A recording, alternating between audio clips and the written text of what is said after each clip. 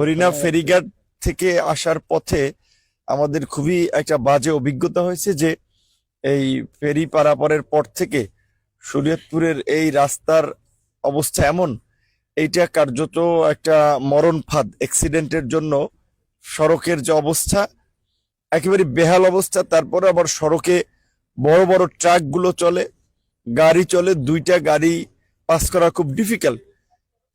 এই দক্ষিণাঞ্চলের বিশেষ করে অনেক বড় বড় নেতা গত সরকারের আমলে মন্ত্রী থাকলেও আমরা দেখেছি যে পদ্মার এই পার থেকে যে 6 লেনের প্রকল্পটি সেটি দীর্ঘদিন ধরে আলোচনায় থাকলেও হয় নাই।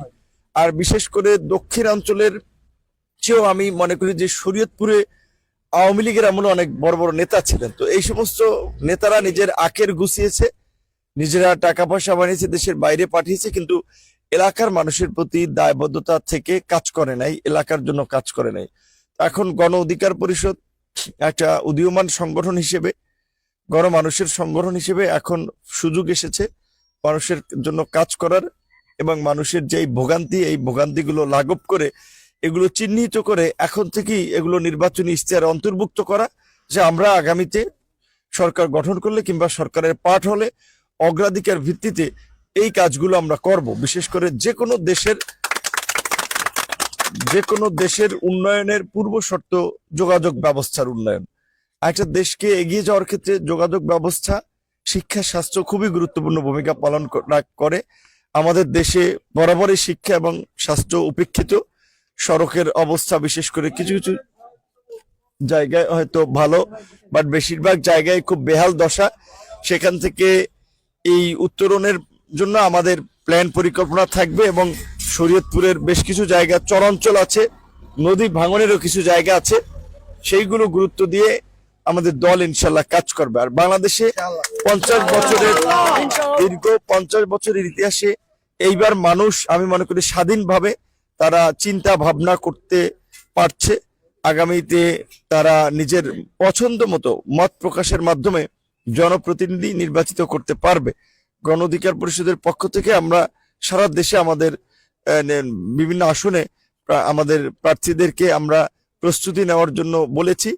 আশা করি যে আমাদের নেতাকর্মীরা জনগণকে সম্পৃক্ত করে আগামী নির্বাচনে যেন একটা ভালো ফলাফল করা যায়, সেই লক্ষ্যে তারা কাজ করছে। কিন্তু মানুষের ওখানে দায়িত্ব এবং দায়বদ্ধতা আছে নাগরিক হিসেবে, তারা কাদেরকে জনপ্রতিনিধি নির্বাচিত করবে, যারা তাদের জন্য কাজ করবে তাদেরকে না, যারা ধোঁকাবাজি প্রতারণা করবে তাদেরকে। সেটা মানুষকে ডিসিশন নিতে হবে, কারণ আমাদের অসচেতনতার ফলেই আমরা উপেক্ষিত ছিলাম দীর্ঘদিন ধরে। আমাদের প্রাথমিকভাবে গত 22 তারিখে 50 জন প্রার্থীর তালিকা প্রকাশ করার কথা ছিল, কিন্তু প্রার্থীর তালিকা আসলে বেশি হয়ে গিয়েছে। এখন 50 জনের তালিকা প্রকাশ করলে স্বাভাবিকভাবেই অন্যরা ক্ষুব্ধ হতে পারে, যেই কারণে আমরা চিন্তা ভাবনা করেছি যে আমাদের ঈদের পরে এপ্রিল মাসে আমরা প্রত্যেকটা জেলার নেতৃবৃন্দ এক এক বিভাগ ওয়াইজ আমরা ডাকবো, তাদের সাথে মত বিনিময় করব। কারণ আমাদের দল একটা গণতান্ত্রিক পদ্ধতিতে, গণতান্ত্রিক পন্থায় কার্যক্রম পরিচালনা করি, আমরা গণতান্ত্রিক চিন্তায় বিশ্বাসী। সেই ক্ষেত্রে আমাদের জেলা পর্যায়ের এই তৃণমূলের নেতৃবৃন্দের একটা মতামত জানা দরকার, যে তারা আসলে কি ভাবছে। আমরা কেন্দ্র থেকে মনে করতেছি ওমকে ভালো, ওমকে যোগ্য চাপাই দিলাম, সেটা কেন্দ্রের সাথে অ্যাডজাস্ট হলো না। যেই কারণে আমরা মূলত সময় নিয়েছি যে এপ্রিলে আমরা এই মত বিনিময় শেষে হয়তো তার পরপরই আমরা ঘোষণা করব এবং অবশ্যই সেখানে শরীয়তপুরের নাম তালিকায় থাকবে, প্রথম তালিকায় ইনশাল্লাহ।